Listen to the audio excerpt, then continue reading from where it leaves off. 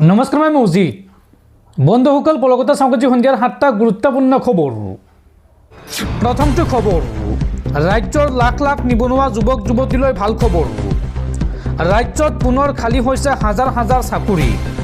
অসম আৰক্ষীত পুনৰ খালী হৈছে 2350টা পদ। সাজু কৰক নথি পত্ৰ। আজিৰ পৰা আৰম্ভ হৈছে আবেদন প্ৰক্ৰিয়া। ৰাজ্যৰ লাখ লাখ নিবনুৱাৰ বাবে ভাল খবৰ। আকৌ ওলাইছে হাজাৰ হাজাৰ পদত নিযুক্তিৰ বিজ্ঞাপন। অসম আৰক্ষীত পুনৰ 2350টা পদত হ'ব নতুনকৈ নিযুক্তি। আজিৰে পৰা আৰম্ভ হৈছে আবেদন প্ৰক্ৰিয়া। আবেদনৰ অন্তিম সময়সীমা অহা 16 জানুৱাৰী। উপ পৰিদৰ্শক ইউবি পদত 48টা পদ খালী হৈছে। উপ পৰিদৰ্শক যোগাযোগৰ 4টা পদ খালী হৈছে। ষ্টেচন বিষয়াৰ 6টা পদ। অগ্নি নিৰ্বাপকত 5টা পদৰ বাবেও প্ৰকাশ পাইছে বিজ্ঞাপন। আৰু সহকাৰী জেইলাৰৰ 39টা পদত হ'ব নিযুক্তি। কামাণ্ডো বেটেলিয়ানত 50টা পদ। কনিষ্টবলত 1715টা পদত হ'ব নিযুক্তি। চালক, পোষ্টমেন, চাফাই কৰ্মীকে ধৰি আন কেইবাটাও পদসহ মুঠ 483টা পদত হ'ব নিযুক্তি। এই সন্দৰ্ভত ইতিমধ্যে বিজ্ঞাপন প্ৰকাশ কৰিছে অসম চৰকাৰে।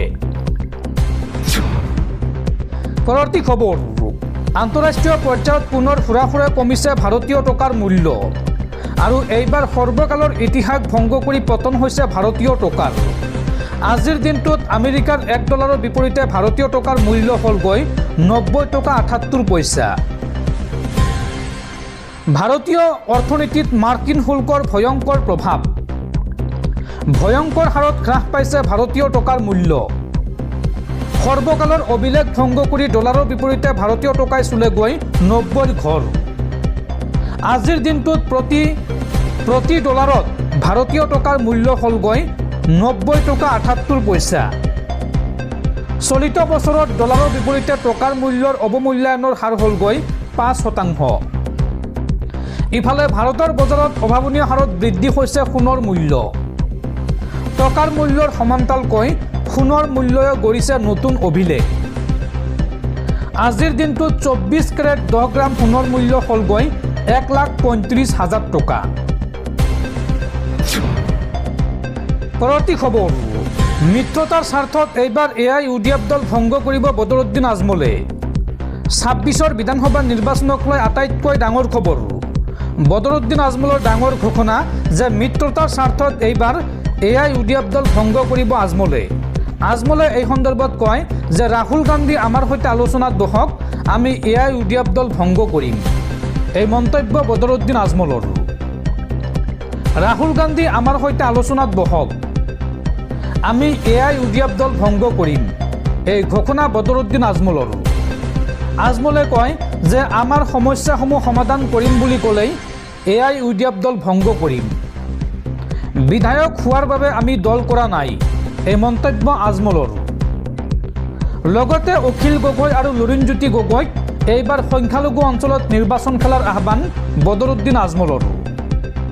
বদৰুদ্দিন আজমলে কয় যে আমাৰ সৈতে মিত্ৰতা নকৰিলে কংগ্ৰেছো হাৰিব, আমিও হাৰিম। কংগ্ৰেছে আমাৰ সৈতে মিত্ৰতা নকৰিলে বিজেপিৰ লাভ হ'ব। বিহাৰত ওৱেচিৰ সৈতে মিত্ৰতা হোৱা হ'লে কংগ্ৰেছে আজি 30ৰ পৰা 40খন আসন পালেহেঁতেন। আৰু অসমত কংগ্ৰেছৰ ফলাফল বিহাৰতকৈও বেয়া হ'ব। এই মন্তব্য আজমলৰ। বৰপেটাত AIUDFৰ দলীয় কৰ্মী সভাত অংশগ্ৰহণ কৰি এই মন্তব্য কৰে বদৰুদ্দিন আজমলে। দৰ্শকসকল, আৰু বহুতো গুৰুত্বপূৰ্ণ খবৰ আছে। তাৰ আগতে আপোনাক জনাওঁ যে যদি আপুনি এতিয়ালৈকে এইটো ভিডিঅ'ত লাইক কৰা নাই তেন্তে এতিয়াই ভিডিঅ'টোত লাইক কৰি দিয়ক।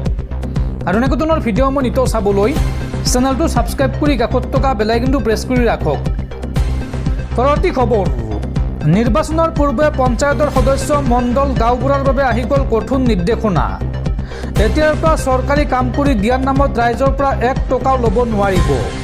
যদি কোনোবা চৰকাৰী বিষয়া কৰ্মচাৰীয়ে 1 টকাও উৎকোচ লয় তেন্তে বিপদত পৰিব সেইগৰাকী চৰকাৰী কৰ্মচাৰী। মাটি বাৰীৰ নামজাৰি চৰকাৰী কামত দুৰ্নীতি কৰিলে দিয়ক অভিযোগ। 1 ছেকেণ্ডত ঘুষখোৰ বিষয়াৰ বিৰুদ্ধে লোৱা হ'ব ব্যৱস্থা। কোনো নথিপত্ৰৰ নামত গাঁওবুঢ়াই ল'ব নোৱাৰিব 1 টকাও ধন। এই সন্দৰ্ভত মুকলি কৰা হৈছে কেইবাটাও ফোন নম্বৰ। কাগজ কলম উলিয়াই লওক আৰু লিখি ৰাখক এইকেইটা জৰুৰী ফোন নম্বৰ। নিৰ্বাচনৰ পূৰ্বে পঞ্চায়তৰ সদস্য মণ্ডল গাঁওবুঢ়াৰ বাবে আহি গ'ল কঠোৰ নিৰ্দেশনা। এতিয়াৰ পৰা ৰাইজৰ পৰা 1 টকা ল'লেও পৰিব বিপদত। সময়মতে কাৰ্যালয়লৈ নহা চৰকাৰী কৰ্মচাৰীও পৰিব বিপদত। ঘৰৰ মানুহ আনিব নোৱাৰিব অফিচলৈ। এটা অভিযোগতে তৎক্ষণাত চৰকাৰে ল'ব একশ্যন। ৰাইজৰ কামত কৰিব নোৱাৰিব 1 টকাৰো লেনদেন, অৰ্থাৎ 1 টকাও ল'ব নোৱাৰিব পঞ্চায়তৰ সদস্য অথবা চৰকাৰী বিষয়া কৰ্মচাৰীয়ে। অফিচৰ কামত আনিব নোৱাৰিব পত্নী বা স্বামীক। সদস্য পত্নীৰ সৈতে পঞ্চায়ত অফিচত বহি থাকিব নোৱাৰিব স্বামী। ৰাইজৰ কামত কৰিব নোৱাৰিব 1 টকাৰো লেনদেন। সদস্যৰ বাহিৰে পৰিয়ালৰ কোনো লোক থাকিব নোৱাৰিব পঞ্চায়ত অফিচত। জনতাৰ কাম সদস্যই নিজেই কৰি দিব লাগিব। এই সন্দৰ্ভত সকলো পঞ্চায়তৰ সদস্যলৈ জৰুৰী নিৰ্দেশনা। আৰু 1 টকাও ঘোষ ল'লে যাব লাগিব জেললৈ। এই সন্দৰ্ভত মুকলি কৰা হৈছে 6টাকৈ বিশেষ ফোন নম্বৰ আৰু হোৱাটছআপ নম্বৰ। এতিয়াই লিখি ৰাখক বা ছেভ কৰি ৰাখক এই নম্বৰকেইটা। প্ৰথম নম্বৰটো হৈছে 6026903481।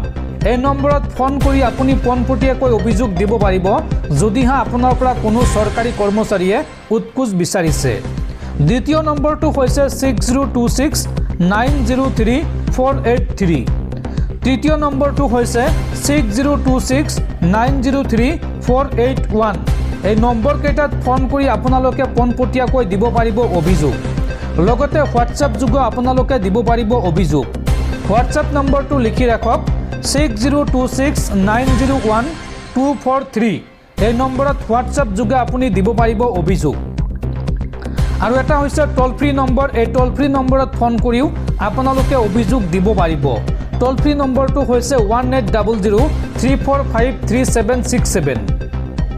আৰু নিয়ন্ত্ৰণ কক্ষৰ নম্বৰটো হৈছে 036124622295।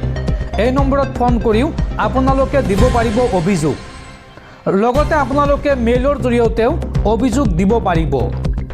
মেইলটো হৈছে complaints.vsc@gmail.com। দুৰ্নীতি নিবাৰক শাখাই মুকলি কৰিছে এইকেইটা নম্বৰ। আৰু আপোনাৰ এটা অভিযোগত ঘোষ বিচৰা চৰকাৰী কৰ্মচাৰী পৰিব বিপদত। পৰৱৰ্তী খবৰ, বিশ্বকপাই যোৱা পেহেলগামৰ সন্ত্ৰাসবাদী আক্ৰমণৰ ঘটনাৰ চাৰ্জশ্বিট দাখিল NIAৰ। সন্ত্ৰাসবাদী আক্ৰমণৰ ঘটনাত অভিযুক্ত কৰা হৈছে 7জনক। ইয়াৰ ভিতৰত আছে পাকিস্তানৰ লস্কৰি তৈবা আৰু TRFৰ 5গৰাকী সন্ত্ৰাসবাদী। উল্লেখযোগ্য যে এই ঘটনাত নিহত হৈছিল 26জনকৈ পৰ্যটক। সোমবাৰে NIA দাখিল কৰে 1597 পৃষ্ঠাৰ চাৰ্জশ্বিট। সন্ত্ৰাসবাদী আক্ৰমণত পাকিস্তানৰ ষড়যন্ত্ৰৰ কথা উল্লেখ কৰা হৈছে এই চাৰ্জশ্বিটত। আৰু চাৰ্জশ্বিটত উল্লেখ কৰা হৈছে LAT কামাণ্ডাৰ সাজিদ জাটৰ নামো। পৰৱৰ্তী খবৰ, নেশ্যনেল হেৰাল্ড গোচৰৰ পৰা ৰেহাই পালে কংগ্ৰেছ নেতা ৰাহুল গান্ধী আৰু সোনিয়া গান্ধীয়ে। EDৰ গোচৰক খাৰিজ দিল্লীৰ ৰাউছ এভিনিউ আদালতৰ। আদালতৰ মতে এই গোচৰ FIRৰ ভিত্তিত নহয়, ব্যক্তিগত অভিযোগৰ ভিত্তিতহে কৰা হৈছে। পৰৱৰ্তী খবৰ, পুনৰ বিশ্বকপাই যোৱা ভয়ংকৰ বিমান দুৰ্ঘটনা। আৰু এই ভয়ংকৰ বিমান দুৰ্ঘটনাত 10গৰাকী লোকৰ মৃত্যু হৈছে। মেক্সিকোত জৰুৰী অৱতৰণৰ সময়তে দুৰ্ঘটনাত পতিত হৈছে এখন ব্যক্তিগত বিমান। মেক্সিকোৰ টলুকা বিমানবন্দৰৰ ওচৰৰ ছান মাটেও এটেংকো নামৰ এটা ঔদ্যোগিক অঞ্চলত সংঘটিত হৈছে এই ভয়ংকৰ বিমান দুৰ্ঘটনা। আৰু এই ঘটনাত 10গৰাকী লোকৰ মৃত্যু হৈছে। সৰু এই ব্যক্তিগত বিমানখনত দুৰ্ঘটনাৰ সময়ত আছিল 8জন যাত্ৰী আৰু 2জন ক্ৰু মেম্বাৰ সহ মুঠ 10জন লোক আছিল। আৰু এই ভয়ংকৰ দুৰ্ঘটনাত 28কেইজন ব্যক্তিৰ মৃত্যু হৈছে। পৰৱৰ্তী খবৰ, খোৱাৰ বাবে অনুপযোগী পতঞ্জলীৰ ৰেড চিলি পাউডাৰ। লোকসভাত কেন্দ্ৰীয় চৰকাৰে ঘোষণা কৰিছে এই তথ্য। পৰৱৰ্তী খবৰ, হিমন্ত বিশ্ব শৰ্মাক শিৱসাগৰত নিৰ্বাচন খেলিবলৈ অখিল গগৈয়ে কৰা চেলেঞ্জক লৈ এইবাৰ প্ৰত্যুত্তৰ দিছে মুখ্যমন্ত্ৰী হিমন্ত বিশ্ব শৰ্মাই। মুখ্যমন্ত্ৰী হিমন্ত বিশ্ব শৰ্মাই এই সন্দৰ্ভত কয় যে আমাক চেলেঞ্জ দিবলৈ অখিল গগৈ কোন, অখিল গগৈৰ পৰিচয় কি। এই মন্তব্য মুখ্যমন্ত্ৰী হিমন্ত বিশ্ব শৰ্মাৰ।